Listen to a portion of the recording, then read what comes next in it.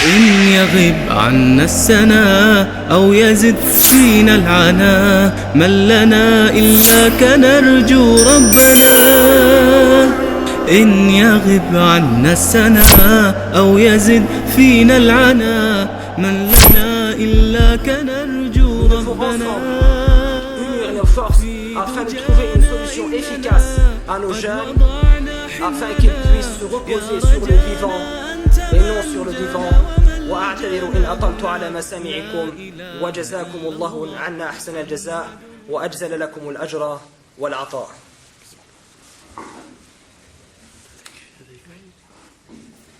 بسم الله الرحمن الرحيم والحمد لله رب العالمين والصلاة والسلام على سيدنا محمد وعلى آله وصحبه أجمعين. Assalamu alaikum wa rahmatullahi ta'ala wa barakatuh. Comme a annoncé le jeune frère Ilyes, le thème de la conférence de ma petite plaidoirie portera sur le mur des fainéants. On remarque de plus en plus cette, je ne sais pas si c'est une manifestation, cette coutume qu'ont nos jeunes d'aujourd'hui à veiller dans la rue, à tenir les murs, comme si les murs allaient tomber. Ça devient donc une préoccupation principale. Ces rencontres à une heure tardive, par le froid parfois, et dans les quartiers, dans les coins, et ils se donnent rendez-vous et subhanallah. Voilà. Où est-ce qu'on va aller avec ça? Alors je voudrais d'abord suivre un petit plan pour arriver à parler de cela. Sachez mes frères et mes sœurs que la vie sur terre est une vie éphémère et que si on est là, c'est pour juste adorer Allah subhanahu wa ta'ala. Notre vie, elle passe comme un flash. Si l'un de nous, si un adulte parmi nous ici, dépassant les 50 ans, les 60 ans, devait résumer sa vie, elle tiendrait en 2-3 lignes, c'est tout. À un frère à qui je me plaignais de voir ma fille défiler devant moi, il m'a répondu, pour moi c'est pire, ma vie c'est comme un flash, je l'ai vu passer comme un flash d'un appareil photo. Je ne réalise pas que je suis grand-père et que je suis presque à la pension, pour dire combien la vie elle est très courte et éphémère. Ces jeunes qui sont là, masha'Allah, hier ils étaient en Pampers.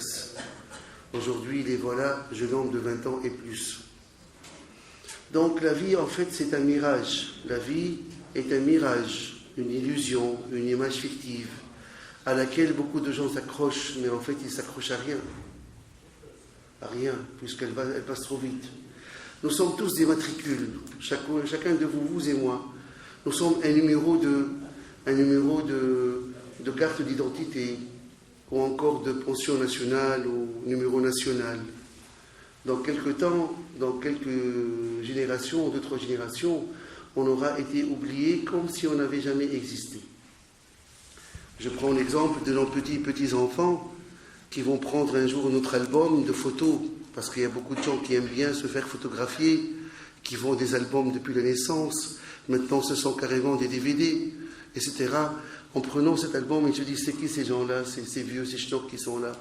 Allez, il n'y a même pas de la place pour nous à la maison, jetez ça à la poubelle. Hein, la destinée de ces DVD et de ces albums photos, c'est l'incinérateur de Bruxelles, finalement. La vie sur Terre est un court passage entre deux portes. La porte d'entrée s'appelle l'adolescence ou la naissance, la porte de sortie s'appelle la mort. Et dans ce petit couloir, très court, entre la porte d'entrée, l'adolescence, on va dire, puisqu'on est responsable devant Dieu à l'adolescence, et la mort, le terme de la vie sur terre se présente comme un tremplin, pour les plus malins parmi nous, un tremplin. Le tremplin sur lequel on s'appuie pour bien sauter. Mais on ne sait pas où l'on va atterrir après. De ceux qui atterrissent au paradis, de ceux qui atterrissent en enfer, au layadou billah. C'est ça la vie. Allah nous a créés pour voir lequel de nous agit le mieux. Bismillah ar-Rahman ar-Rahim. Alladhi khalaqa al-mawta wal-hayata liyabluwakum ayyukum ahsanu amala. Allah nous a créés pour voir lequel parmi nous agira le mieux sur terre. Sur cette occasion unique qui lui donnait ici de faire ses preuves pour mériter d'aller au paradis, pour mériter le paradis de Allah subhanahu wa ta'ala. Allah nous a créés responsables. Nahnu mukallafoun. Nous sommes responsables du libre arbitre. Responsables entre croire en Dieu ou ne pas croire, obéir à Dieu ou lui désobéir, faire le bien ou faire le mal. Et chacun de nous est investi de ce libre arbitre. Qu'est-ce qu'il va en faire? Allah a déposé en nous le dépôt, al-amana, le dépôt de la religion. Est-ce que nous sommes en train de l'assumer, de la sauvegarder? Chacun de nous, à sa naissance musulman, il est investi de al-amana, le respect du dépôt. Le plus grand dépôt qu'Allah nous a légué, nous a confié, c'est la religion, c'est notre islam. Qu'est-ce qu'on est en train de le faire maintenant de ce dépôt-là? Est-ce que les gens qui tiennent les murs, quelque part jusqu'à une heure tardive du soir, sont en train de respecter ce dépôt ou sont en train de l'égarer carrément? De l'égarer. Donc, al-amana, quelque part, se perd entre les mains de ceux qui tiennent les murs. Nous sommes sur terre pour al-i'mar, i'mar al-ard. Si nous sommes là, prendre conscience de la mission de l'homme sur terre. Nous sommes sur terre pour peupler la terre et y propager le bien. Ça nous rappelle un peu la discussion entre Allah subhanahu wa ta'ala et ses anges, quand il a annoncé à ses anges subhanahu wa ta'ala qu'il va créer, qu'il va installer un lieutenant sur terre, un calife, toi l'être humain, tu es le lieutenant de Dieu sur terre, Khalifatullah fil ard. Les anges protestent. Bismillah ar-Rahman ar-Rahim.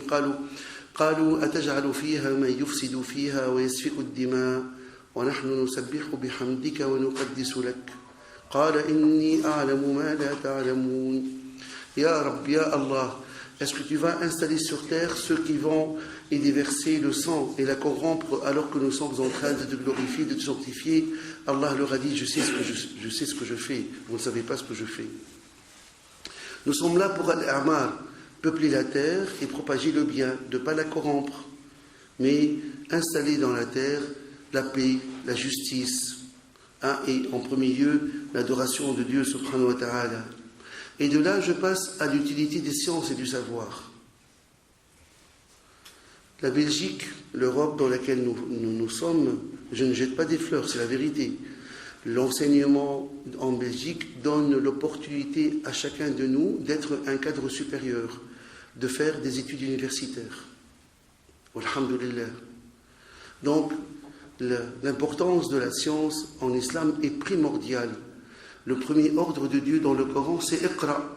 Ça n'a pas été A'bud ou encore Salli. Allah, en parlant à Sayyidina Muhammad dans la grotte de Hira, lui a dit Iqra.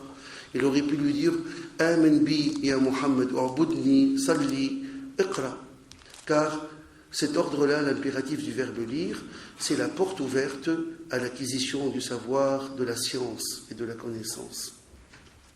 Autre question à laquelle je reviens, est-ce que ces gens qui tiennent les murs sont en train de pratiquer le verbe iqra, l'impératif iqra, qu'Allah a dirigé, qu'Allah a révélé à son messager bien-aimé Muhammad sallallahu alayhi wa sallam, et à travers lui à nous, les disciples de Sayyidina Muhammad sallallahu alayhi wa sallam.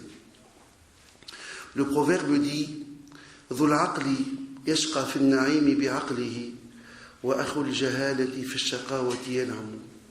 Dhul aql, celui qui a la raison, l'intelligence, yashqa, il souffre fi an-na'imi bi'aqlihi, dans le bonheur spirituel avec sa mémoire, sa raison, son intelligence. Wa akhu al-jahala, et le frère de l'ignorance, fi ash-shaqawati yan'amu, dans la médiocrité, dans l'imbécilité, il patauge, tout content, tout heureux, comme on dit en français, des imbéciles heureux. On va revenir à cela aussi. Alors, l'ambition scolaire, elle a pris un coup depuis quelque temps. L'ambition scolaire dans l'école secondaire a pris un coup. J'espère qu'il n'est pas mortel. Nos jeunes élèves ne sont plus motivés. Ils arrivent fatigués déjà en première année secondaire, avec un CEB qui ne veut pas dire grand-chose, fantoche, un niveau très faible. Ils n'arrivent pas à s'accrocher aux études de l'enseignement général. On les juge en fin de deuxième secondaire inaptes à rester dans le général. Alors on les oriente, malgré eux, vers le professionnel. Non pas que ces jeunes ont voulu être dans le professionnel, mais parce que le conseil de classe a jugé que ces élèves-là, la plupart, ne peuvent pas, n'ont pas les capacités cognitives, l'intelligence de rester dans le général, ne seront jamais universitaires. Alors, comme ils n'ont pas l'intelligence abstraite, intellectuelle, on va voir s'ils ont une intelligence manuelle. On va voir au niveau des mains, des bras, s'il y a une certaine intelligence. Et si nos écoles maintenant basculent, si nos écoles, la plupart, basculent dans le professionnel et qu'il y a un grand taux de musulmans dans le professionnel, ce n'est pas malheureusement parce que ces jeunes ont voulu y aller pour apprendre un métier et être des pros. C'est parce qu'on les a poussés, bousculés, forcés à y aller. Ce qui réduit leur chance d'être universitaires et d'être des cadres supérieurs et de faire des études à long terme après la 6e année secondaire. Pourquoi? Est-ce que nous sommes tellement démunis de capacités intellectuelles? Est-ce que nous sommes moins malins que les autres? Est-ce que nous n'avons pas les capacités d'être des cadres supérieurs, de faire de la médecine, de l'architecture, d'être des ingénieurs, d'être des professeurs universitaires, des journalistes de renommée? Non, on a ces capacités. Mais parce que nos jeunes, malheureusement, beaucoup de nos jeunes ont décidé d'orienter leur intelligence, leur potentiel intellectuel vers, excusez-moi, vers la ruse, vers la méchanceté, vers les coups bas. C'est une vérité. Alors une fois que l'école ferme ses portes, une fois qu'on ne voit plus ce qui se passe à l'intérieur et que les grillages sont fermés, beaucoup de nos jeunes, pour ne pas généraliser, donnent libre cours à leur côté démoniaque. Ils deviennent pour certains des démons, parce que papa n'est pas là pour les voir, parce qu'il n'y a plus de conformisme social à l'intérieur des écoles, parce qu'on ne voit plus ce qu'ils font pour le leur reprocher. Alors ils font les 100 coups, ils sont à l'intérieur, ils sont chez eux, dans leur fief. Ils savent qu'ils ont beaucoup de droits et très peu de devoirs. Alors il faut voir ce qu'ils sont capables de faire une fois que la porte de l'école se ferme et que les parents ne sont plus là pour les voir et pour leur reprocher quoi que ce soit. Aussi, donc, alors maintenant, c'est une nouvelle génération, la génération des heitistes et des muristes, des jeunes qui ont choisi le décrochage scolaire. L'école est trop difficile, alors ils vont essayer, comme l'instruction, l'enseignement est dur, ils ont opté pour l'ignorance. Les heitistes, les muristes ont trouvé que l'école c'est barbant, c'est ennuyeux, ça leur demande beaucoup d'efforts cognitifs, beaucoup d'efforts au niveau de l'intelligence. L'école, ça fatigue les neurones. Il y a beaucoup de maths, beaucoup de X et de Y. Il y a beaucoup de physique et de chimie. Alors ces jeunes se sont dit, comme l'instruction dans les écoles est difficile, et comme on n'a pas les capacités intellectuelles de comprendre les maths, la physique, la chimie, la biologie et le reste, on va essayer l'ignorance. Car l'ignorance ne coûte rien, ne coûte pas beaucoup d'efforts. Alors pour cela, on va décrocher. On ne va plus aller à l'école et on va tenir les murs.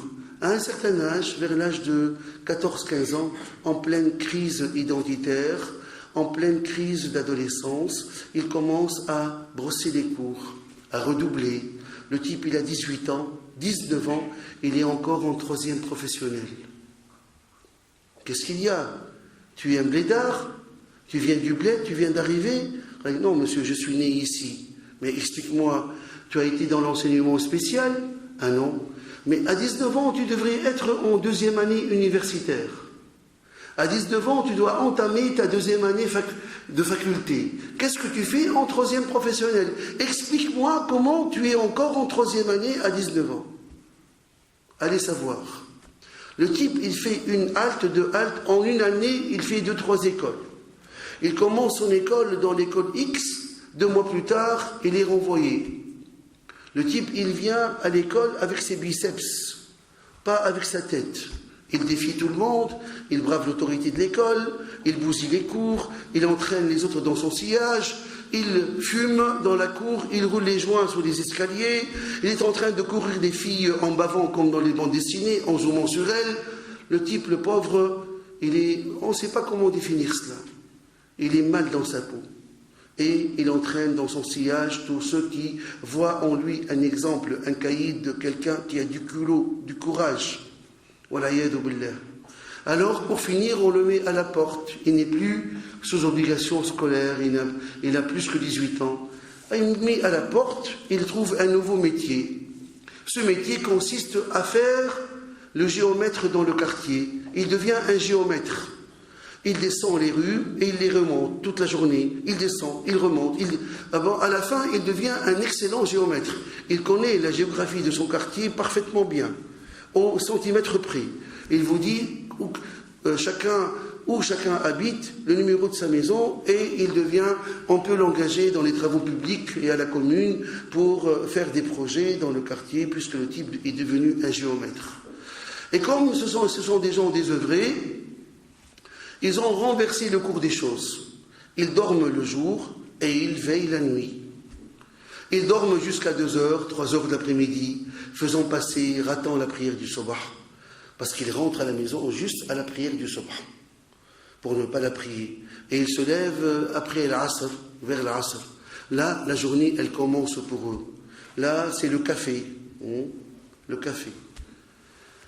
Rencontrer les potes dans les cafés, et le soir, quand les cafés sont fermés, on va tenir les murs. Les murs du quartier vont tomber, nos maisons ne sont pas solides, alors on s'appuie sur les murs et on tient les murs qu'elles ne tombent pas. On devrait les payer pour ça. Il y a d'autres qui s'appuient sur les voitures pour faire du car wash. Ils ont des pantalons tout neufs, on va les essuyer sur les voitures, ça va nettoyer les voitures. C'est leur boulot, jusqu'à 3h du matin. Alors qu'est-ce qu'ils font jusqu'à 3h du matin, les muristes et les hétistes? Ils refont le monde. Ils réfléchissent, ils méditent sur le monde. Ils pensent pour le coup du siècle, la casse du siècle. La plupart, quand ils se rencontrent ensemble, c'est un monde bizarre, un monde aux antipodes, à l'inverse de ce que l'on peut avoir comme idée dans la mosquée. Des jeunes gens désœuvrés,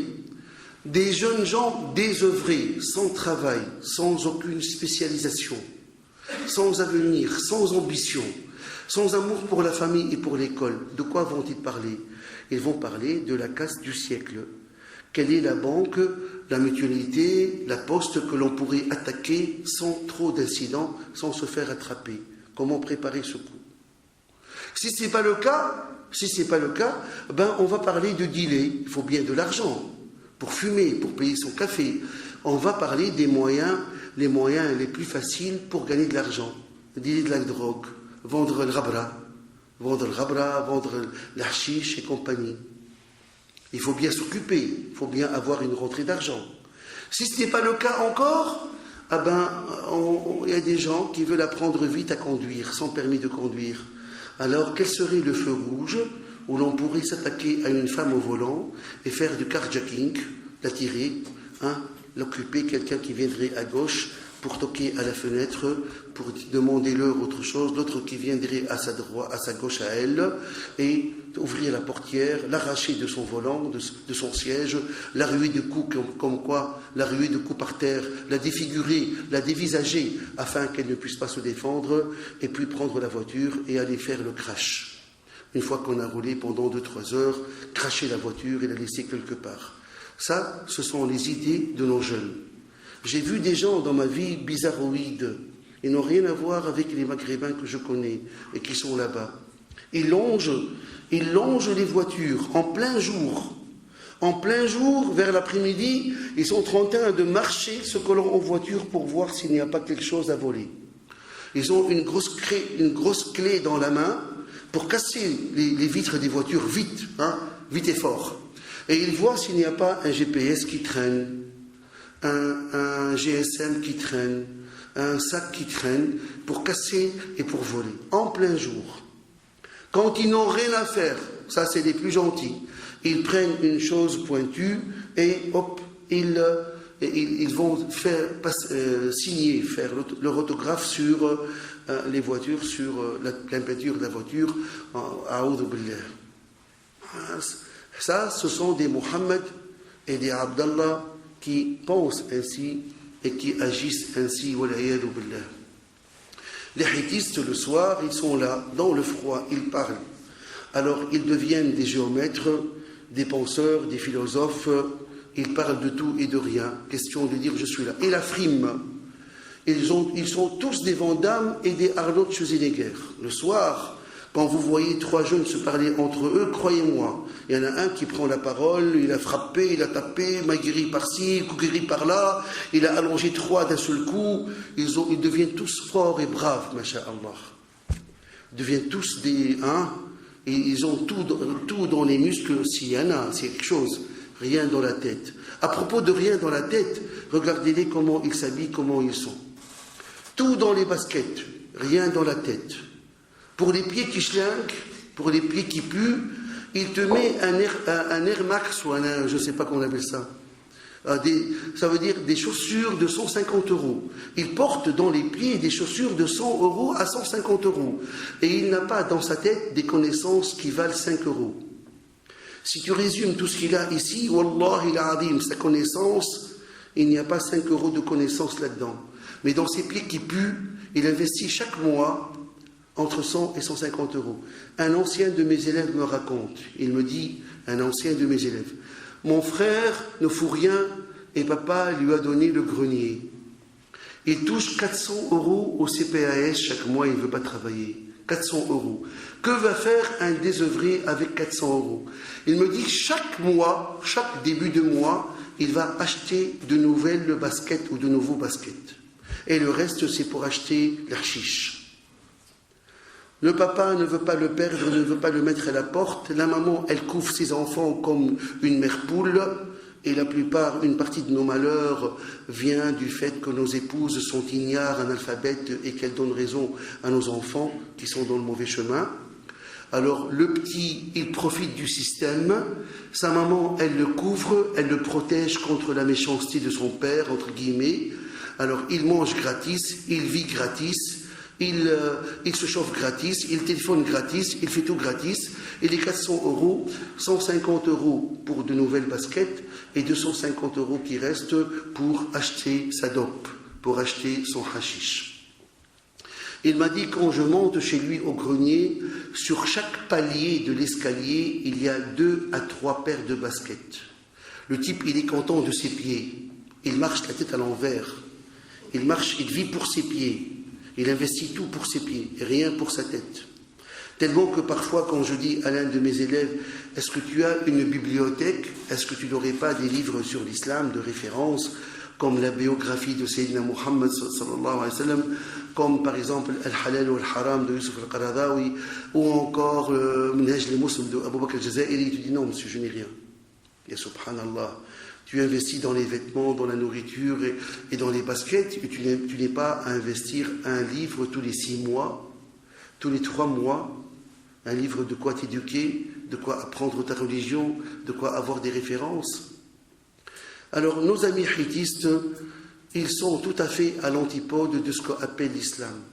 Sayyidina Muhammad sallallahu alayhi wa sallam, il dit en ce sens, « Inna Allah yuhibbu al-abd al-muhtarifa wa yakrahu al-abd al-battal » Allah aime l'homme de métier, l'homme artisan, l'homme professionnel. Inna Allah yuhibbu al-abd al-muhtarif. Allah aime l'homme de métier, artisan, professionnel, un vrai pro. Wa yakrah al-abd al-battal. Il déteste l'homme fainéant, paresseux, qui ne travaille pas, battal. Ça, c'est dans le hadith de Sayyidina Muhammad sallallahu alayhi wa sallam. Je ne reproche pas au papa qui ont donné 20, 30 ans de leur vie à travailler, et puis on les a mis au chômage. Ça, ils n'ont pas le choix. Mais je reproche à des jeunes qui ont à peine 20 ans, 25 ans, et qui ne veulent pas aller travailler. 400 €, ça me suffit largement. Pour moi. 800 € si je suis, on fait le calcul, 800 € pour ne pas être avec papa. Alors je vais chercher une adresse bidon ailleurs pour toucher les 800 €. Voilà que tu ne sais pas, ce que tu ne sais pas, c'est que quand tu n'es pas occupé, quand tu es désœuvré, tu es capable du pire. Du pire. Un élève à moi, Alak, m'a dit un jour, il m'a dit, monsieur, vous ne pouvez pas imaginer qu'est-ce qu'on a fait étant chômeur. Des coups pas possibles, des crimes, des meurtres, des attaques de casinos, des soirées rouges dans des endroits rouges, etc. Vous ne pouvez pas imaginer qu'est-ce qu'un jeune homme en pleine jeunesse, force vitale, et qui est désœuvré, est capable de faire comme désobéissance à Dieu, comme méchanceté. Vous ne pouvez même pas l'imaginer. Le type, en discutant avec lui pendant 2 ans, finalement, il a quitté Bruxelles et il a été vivre à Charleroi, où il a trouvé un petit boulot, en jurant de ne plus revenir ici tellement qu'il a plongé, qu'il s'est noyé dans le crime, dans la grande criminalité. Ce n'est pas la petite délinquance dont on parle ici, parce qu'il a les moyens de le faire et qu'il n'avait rien à faire que ça. Un jeune homme qui n'est pas à l'école, à l'université, qui ne travaille pas, wallah, il dépasse Satan. Il dépasse Ash-Shaytan en personne dans l'accomplissement, dans la pratique du haram, de ce qui révolte Allah. Et il en est capable. Ça me rappelle un peu à l'époque du grand imam de l'Irak, Hassan al-Basri, rahimahullah. Il a vu, Kushk, rahimahullah, raconte dans l'un de ses discours que Hassan al-Basri a vu Iblis en personne dans son rêve. Et le grand imam Hassan al-Basri, rahimahullah, il a demandé à Iblis en personne, Satan en personne, comment es-tu avec les gens? Kayfa haluka ma'an nas ya Iblis? Iblis a répondu, Asbahu yu'allimunani al-fasad, dans ce sens. Désormais, ce sont eux qui m'apprennent la corruption, al-fasad, le mal. Ils m'ont dépassé. Parce que si Iblis insinue le mal, le suggère, le chuchote, c'est l'être humain qui le met en pratique et en acte. Et je pense qu'il n'a plus rien à nous apprendre, Iblis, tellement qu'on a dépassé dans la stratégie du mal, dans la conception et l'application du mal. Je pense qu'on a dépassé, que certains humains ont dépassé de loin Satan et ses insinuations. Allah dans le Coran en parle, il parle Allah dans le Coran de shayatin al-insi wal-jinn, les diables, les satans parmi les humains et parmi les démons, parmi les genoux. Et si Satan et ses acolytes, ses sbires ne passent pas à l'acte, alors nous les humains, c'est nous qui passons à l'acte et qui concrétisons les vœux, les suggestions de Satan et compagnie. Alors, les rêves, les désillusions des muristes, de ces ritistes, qu'est-ce qu'ils vont faire en tenant les murs pendant des heures? Que d'heures, que de soirées, que de nuits gaspillées à parler de tout et de rien, à refaire le monde, de rien du tout. Et les parents qui s'inquiètent chez eux à la maison.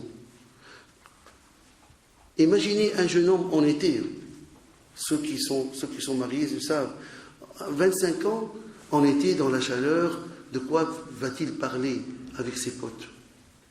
Alors on les voit parfois dans quelques rues où il y a les vitrines, ils y vont, poussés par la chaleur et poussés par la tentation charnelle. Ils se vantent de leurs péchés, ils se conseillent le mal, Ashab al-Sou. Sayyidina Muhammad dit Kullun mu'afa illa al-mujahirin. Tous les gens seront pardonnés par Allah, sauf ceux qui déclarent haut et fort leurs péchés. Tous les humains, tous les croyants, tous les musulmans, seront pardonnés par Allah, sauf ceux qui déclarent haut et fort leurs vices et leurs péchés, qui en tirent profit. Comme Allah dans le Coran, il dit, subhanahu wa ta'ala, Akhadathu al-izzatu bil-ithm. Ils tirent orgueil de leurs péchés. Ils se vantent de leur déboire avec la famille, de leur déboire avec la justice, avec la police. Ils en font des sujets de fierté, tellement que de nos jours, les valeurs sont inversées à l'envers. Quand on a un certain Abdallah dans le quartier qui est gentil, Abdallah, il connaît 3 choses, la maison, la mosquée et l'école. C'est tout. Abdallah est quelqu'un qui ne fait pas le mal et le péché. Soit il est à la maison, soit il est à l'école, à l'université, soit il est à la mosquée. Qu'est-ce qu'on va dire de lui? Le langage d'aujourd'hui. T'as vu Abdallah Miskin? Miskin, Wallah, il est minable, il est naïf, fait pitié, il ne sait rien de la vie. Toujours la maison, l'école et la mosquée. Ah, c'est un poussin qui vient d'éclore. Il n'a pas d'expérience dans la vie. Et quand on tombe sur un autre que je vais appeler Aziz comme ça par hasard, et que ce Aziz est un repris de justice, il a passé plus de temps en prison qu'à la maison, on dira, ah ça Aziz, ça c'est un mec, ça c'est quelqu'un. Aucune portière de voiture ne lui résiste. Toute la cam que tu veux, il te l'amène. Il connaît tous les flingues et leur calibre. Tu as besoin de quelque chose? Aziz Ikfik. Aziz te suffit largement. C'est quelqu'un. Viens, on va l'écouter. Il vient de sortir de prison. Il a tellement de choses à nous raconter. Hein, sa bravoure, son courage, contre ses parents, contre la police, contre la justice. Ça, c'est un mec, c'est quelqu'un. Le monde est à l'envers. Les vertus sont devenues des vices. Skin. Miskin, يصلي مسكين. Sayyidina Muhammad sallallahu alayhi wa sallam a dit, il y a 14 siècles, يأتي عليكم يوم ينعت فيه المصلي كما تنعت فيه الزانية. Viendra un jour sur vous où l'on pointera du doigt le pratiquant comme l'on pointe du doigt la femme de joie. Viendra un jour où l'on se moquera du doigt, on indiquera du doigt le pratiquant comme l'on pointe le doigt vers la femme de joie, vers la femme qui se prostitue. Ça, c'est la parole de Sayyidina Muhammad. De nos jours, maintenant, tu vas où? Tu vas à la mosquée? Laisse tomber la mosquée, on a le temps, on est encore jeune. Ça, c'est pour les vieux, pas pour nous. Viens, on va s'amuser. On a un projet pour toi. On va te mettre dans la bande. Ah, on a prévu une bonne chose pour toi. Et les vices de nos jours sont devenus des qualités. Quelqu'un qui parle mal d'une manière ordurière, obscène, au-dessous de la ceinture, on le craint. On lui fait son calcul. On le prend pour quelqu'un d'expérimenté. Et tu as vu comment il parle. Il tient un bon langage. Le type il tient un langage obscène, ordurier, et on le respecte. L'autre, il tient un langage de Qala Allah, Qala Rasoul, on dit, Rabbi, laisse tomber, c'est pas le moment de parler de religion. Ne nous casse pas la tête, laisse-nous comme nous sommes. Voilà où on arrive avec ces gens-là. Alors, la mosquée, elle est là, on célèbre la prière, on fait des leçons, on prie à Tarawih, ils sont à l'extérieur, ils rigolent. C'est drôle, tu ne comprends pas. L'opportunité d'adorer Allah, des moments que l'on ne sait plus jamais rattraper, parce qu'on sait tout rattraper et récupérer en général, sauf le temps. Le vieux ne sera plus jamais jeune. Les journées qui passent, on ne sait pas les récupérer, les rattraper. Combien de journées, d'heures, combien de semaines, de mois perdus, gaspillés à tenir les murs, à se conseiller le mal, à propager la corruption entre soi, à donner les mauvais exemples, à encourager les plus gentils à fumer, à se droguer, à casser, à voler. Ya subhanallah. Vous, ici dans la mosquée, vous bâtissez et eux, à l'extérieur, ils démolissent. Je vous le dis, wallah, autant qu'ici l'imam, Allah ibarak fihi wallahi qawi, avec les membres de la comité, les membres du comité de la mosquée. Vous ici, alhamdoulilah, vous essayez de construire quelque chose de positif pour l'avenir de l'islam en Belgique, et eux, à l'extérieur, ils démolissent et cassent tout ce que vous construisez en quelques instants. Voilà ce qui se passe en général. Alors que nous sommes les ambassadeurs de l'islam dans ce pays, les Belges n'ont pas étudié le Coran et la Sunna.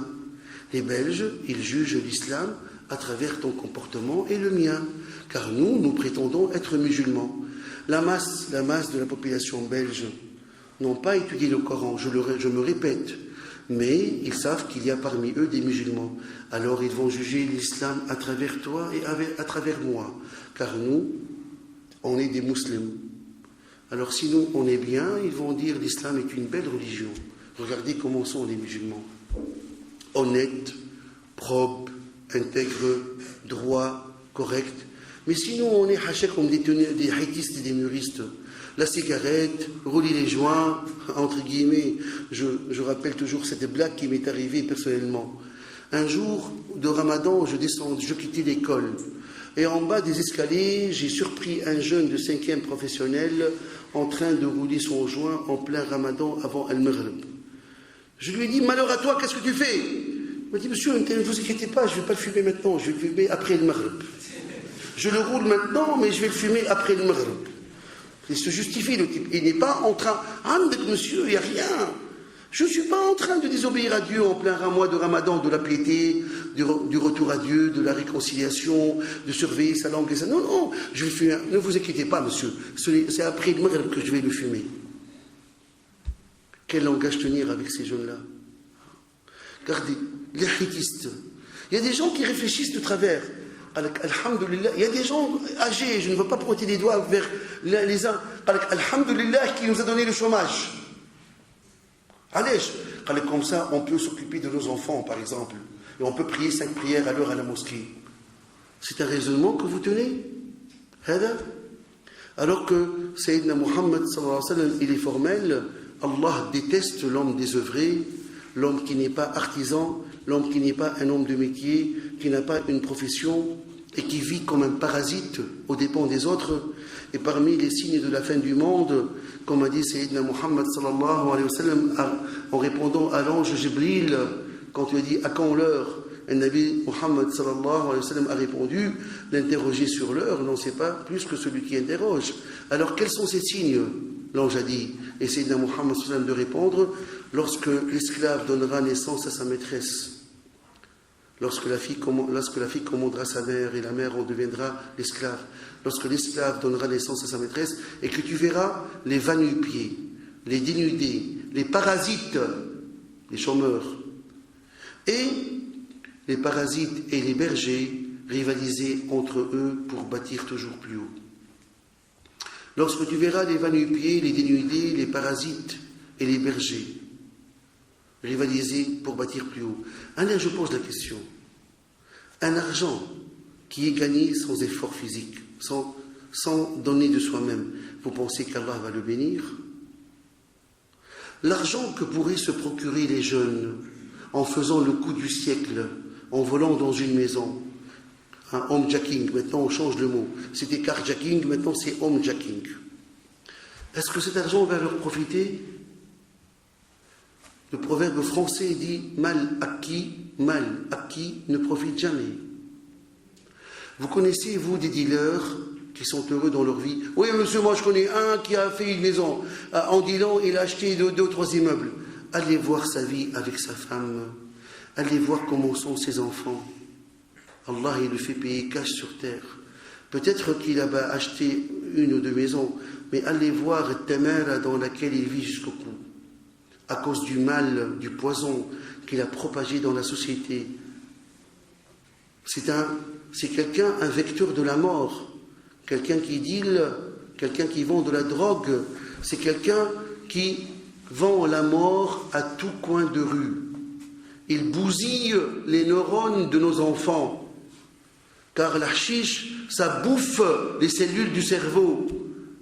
Car il y a des gens qui étaient super intelligents dans leurs études. Quand ils ont commencé à fumer des joints, ils ont perdu cette capacité à comprendre, à être pionniers, à être des génies dans les études. Wallahi, mes frères, j'ai été une fois sur la terrasse d'un café à Nador même.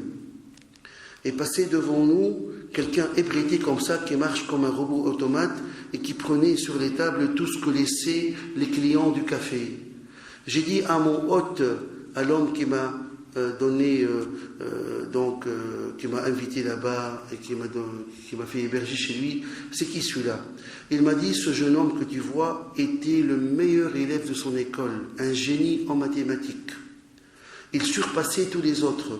Puis un jour, en 6e ou en 7e secondaire, au baccalauréat, il a sombré dans la drogue. Regardez maintenant comment il est. Il n'est plus à même de reconnaître ses parents. De même, ici, j'ai travaillé à Jette, l'Athénée royal de Jette. J'ai eu un élève pendant 2 ans. Je l'ai revu plus tard, 10 ans. Mon fils m'a dit, oui, c'est bien lui, papa, c'est bien lui. Qu'est-ce qu'il a? À force de se droguer, de fumer du joint, il a perdu 90% de ses capacités intellectuelles. Il ne sait plus tenir une discussion, faire une phrase, jumla mufida, une phrase utile. Et les gens continuent ici. Et nous sommes des couards, vous et moi. nous sommes des lâches, des couards. Nous savons ceux qui ramènent la chiche de là-bas et le vendent ici. Et on n'ose rien faire. On a peur des représailles. Parce que nous avons un slogan bizarroïde. Qalek ne chacun pas. Parce que chacun c'est le péché le plus grave, le péché mortel que l'on puisse faire. Un musulman ne chacun pas sur son frère. On va laisser les dealers bousiller le cerveau et cramer la cervelle de nos enfants. Parce que nous, on ne chacun pas. Alors que Sayyidina Muhammad sallallahu alayhi wa sallam a dit Man ra'a minkum munkaran falyughayyirhu biyadihi. Celui qui parmi vous voit un acte répréhensible, blâmable, qu'il le redresse avec sa main. Et s'il ne peut pas, qu'il le transforme, redresse, corrige avec sa main, sinon avec sa langue, sinon avec son cœur. L'attitude du cœur étant la plus faible, la plus lâche. Et dans l'autre hadith, l'exemple de ceux qui respectent les ordres de Dieu et de ceux qui les bafouent, c'est comme l'exemple de gens qui ont pris en location un bateau. La moitié a pris la passerelle, l'autre moitié sur la passerelle, l'autre moitié à l'intérieur dans la cale. Ceux de la cale se sont dit, si à chaque fois pour aller chercher de l'eau, on passe sur ceux de dessus et on les embête, et si maintenant on faisait un trou dans la coque en bas, dans la cale, pour aller chercher de l'eau directement sans avoir à remonter et à descendre. Sayyidina Muhammad sallam, frappant cette parabole, a dit si les gens de dessus de la passerelle les laissaient faire un trou dans la coque du navire, ils vont tous couler, tous se noyer. Et s'ils prennent sur leurs mains, qu'ils les retiennent de le faire, les empêchent de le faire, ils seront sauvés et ils seront tous sauvés.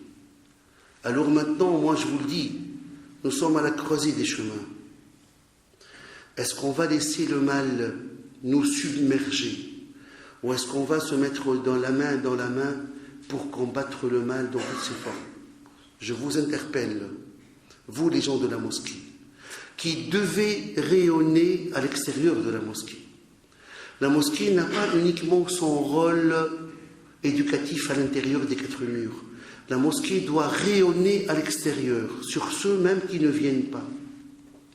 Et vous devez vous mettre, et moi avec vous, mettre la main dans la main courageusement pour corriger, mater ceux qui veulent que le mal prenne le dessus sur le bien.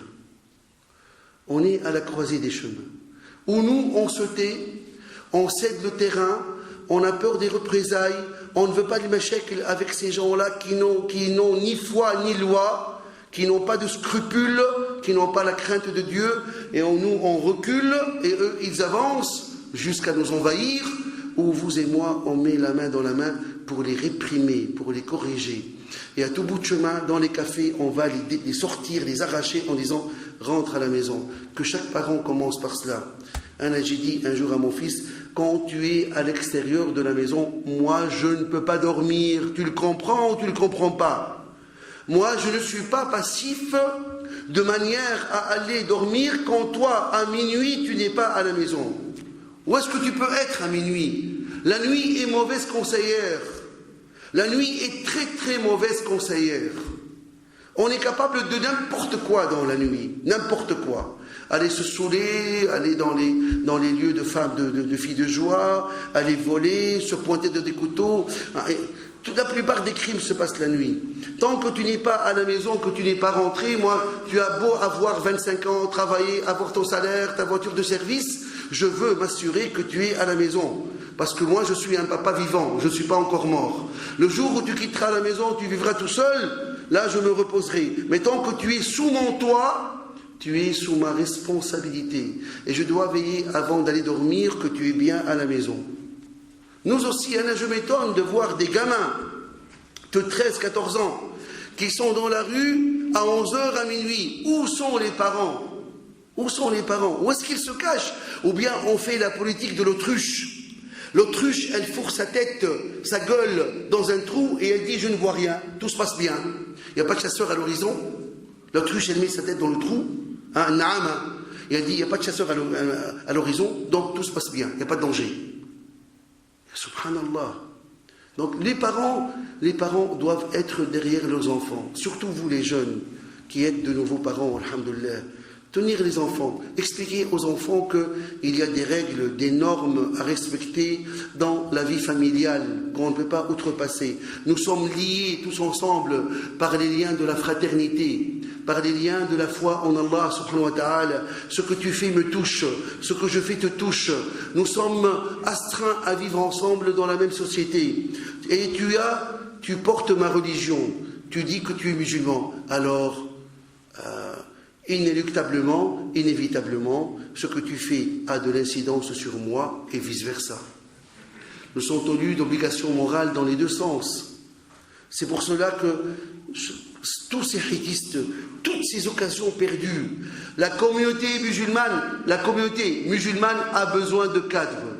On a beaucoup besoin de plus de médecins et de plus de femmes gynécologues et de plus de professeurs universitaires et de plus de journalistes et de plus d'employés de cadres. Si, comme dans quelques chaînes de télévision, va basmataka, mets ton empreinte dans cette société, dans ce court passage que tu vas vivre ici, mets ton empreinte, mets-toi au service de l'islam, de Allah, de ta société, et subhanallah, fais quelque chose de positif dans ta vie. Et alors pour finir, puisqu'on me dit que je dois finir, voici pour positiver, voici quelques pistes pour remplir sa journée.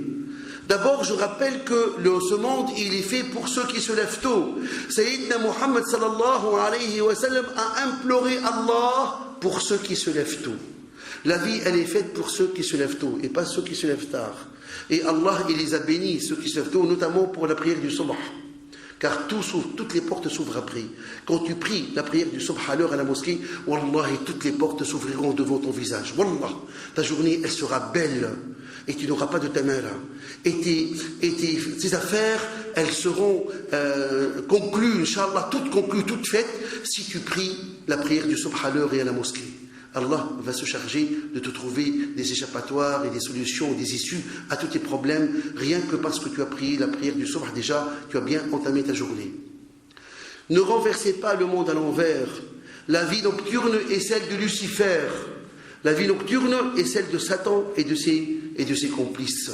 Car Allah, dans la sourate Al-Naba, وَجَعَلْنَا اللَّيْلَ لِبَاسًا وَجَعَلْنَا النَّهَارَ مَعَاشًا. Nous avons fait de la nuit libès, un voile, un arrêt complet de l'activité, et un jour, un retour à la vie normale, a dit Allah. Donc on vit le jour, mais pas la nuit. Alors quelques pistes. Se marier très jeune. Des pistes pour ne pas veiller dans la rue, ne pas aller dans les cafés où l'on joue les cartes, où l'on joue sous la table l'argent, où l'on se passe la drogue, où l'on joue pour faire une tournée, le perdant qui paye. Les cafés où l'on inspire pendant des heures le CO et le CO2. Toute cette fumée qui est là, et on voit flou, on est dans le brouillard de la fumée des cigarettes dans un café, pardon. Et quand tu rentres dans un café, tu sors, tu passes 2-3 secondes, tu pues déjà. Tes vêtements, tu dois les mettre dans la machine à laver directement. Tellement que tu es imprégné par la cigarette ou la yad ou billah. Qu'est-ce qu'on apprend? À part la médisance, à part la moquerie, à part la calomnie des gens qui tiennent les murs le soir, de quoi est-ce qu'ils vont parler? Ils vont se vanter de leur courage, ils vont calomnier les gens, ils vont faire de la médisance, ils vont se mentir les uns aux autres. Voilà ce qu'ils récoltent. 4 heures, 5 heures d'imbécilité, de stupidité, de mensonges, de calomnie, de médisance. Voilà ce qu'ils font les rétistes et les muristes. L'opportunité en Belgique d'être un cadre, non, on ne veut pas. Nous, on ne veut pas être médecin, architecte. Nous, les études, c'est trop fort pour nous. On aime bien tenir les murs et essuyer les tôles des voitures avec nos pantalons. Ça, on aime bien. Mais vos études, on s'en passe. La société, comme les autres. Et alors là, on passe au destin. La subsistance, c'est Allah qui la donne. Ce n'est pas le diplôme qui la donne. Qu'est-ce que tu en as fait? Prendre toutes les causes de la réussite. Qu'est-ce que tu en as fait? Donc, Anna, je vois franchement que notre ennemi, excusez-moi de le dire, il est parmi nous. On a toujours tendance à dire l'autre, l'ennemi, les rascars, Non, mais il est parmi nous, notre ennemi. Notre ennemi, c'est mon petit frère et mon fils avant d'aller chez le voisin à côté. Parce qu'ils ont raté l'occasion d'être quelqu'un, de servir l'islam. Rabbi, dites-moi, tu es dans une maison de quartier et tu as de très très bonnes idées. Est-ce qu'elles passent? Elles ne passent pas. Mais si maintenant tu appuies tes bonnes idées par un diplôme universitaire et que dans la maison du quartier tu dis je me présente, je suis ingénieur, je sors de l'ISIP, je suis médecin, je suis journaliste et j'ai des idées. On va t'écouter, tu auras audience chez tout le monde avec ton diplôme. Ton diplôme, ce sera ta clé, ton passeport pour être respecté et écouté. Mais sans diplôme, t'as beau gesticuler, t'as beau rêver, tes idées ne passent pas. Parce que de nos jours, maintenant, tu vaux ce que vaut ton diplôme, tout simplement. Tu vaux ce que vaut le diplôme que tu as arraché à l'université. Vos cousins au Maroc font des mains et des pieds pour venir étudier ici le supérieur et l'universitaire. Et vous, vous êtes déjà ici. Les cousins là-bas, quand ils prennent le bac, ils veulent tout faire pour étudier ici, venir. Et vous, vous êtes déjà ici. Alors comment ne pas être universitaire quand on est dans le cœur de l'Europe? Ça, je ne comprends pas, franchement. Voilà donc ce que j'avais à dire en quelques mots. Les quelques pistes, pardon. Se marier très jeune, s'occuper à lire le Coran, apprendre la langue arabe, visiter comme Sayyidina Abu Bakr, c'est-à-dire, est-ce qu'il y a quelqu'un qui a visité un mort aujourd'hui? Abu Bakr dit, moi ya Rasulallah. Est-ce qu'il y a quelqu'un qui a visité un malade? Moi ya Rasulallah. Est-ce qu'il y a quelqu'un qui a fait telle chose? Moi ya Rasulallah. Occupez votre temps, subhanallah. Visitez les morts, visitez les malades, visitez votre famille, vos oncles et vos tantes. C'est ar-rahim. C'est ar-rahim, les relations donc consanguines. Occupez-vous à être au service de la mosquée, à lire le Coran, à apprendre l'arabe. Il y a mille manières de s'occuper. Inscrivez-vous dans un club de mini-foot, de culture physique ou autre pour vous occuper, mais ne vous laissez pas en pâture à Satan. Ne faites pas de vous une marionnette le soir où Satan fera de vous une marionnette. Il fera de vous ce qu'il voudra. Il ordonnera et vous allez exécuter. Là, remplissez votre temps, subhanallah. Parce que si vous ne remplissez pas vous-même votre temps, Satan va s'occuper de le faire à votre place, tout simplement. Voilà donc quelques idées. Excusez-moi si je n'ai pas embrassé tout le sujet. En espérant, Inch'Allah, il faut passer à l'acte, pas des blablabla. Toi, tu rentres, tu dis, où est-ce qu'il est mon frère? Je vais le chercher. Ultimatum. Tu dois être au plus tard à la maison à 7h du soir. Tu n'as pas de raison de rester à l'extérieur. Le papa a ses enfants. Écoutez mes enfants, tant que vous êtes sous mon toit, il y a des normes, des règles à respecter. Je ne veux pas vous voir à l'extérieur, au-delà par exemple, s'il est adulte, de 9h. Et si tu vas quelque part, tu me le dis. Parce que moi, je m'inquiète. Je ne suis pas mort à ce point. Tu dois m'avertir d'où tu vas aller. Comme ça, je peux te joindre à tout moment et je sais où tu es. Ça me rassure. Il y a un code, il y a des règles, un règlement d'ordre intérieur qu'il faut établir, acter à la maison et qu'il faut respecter.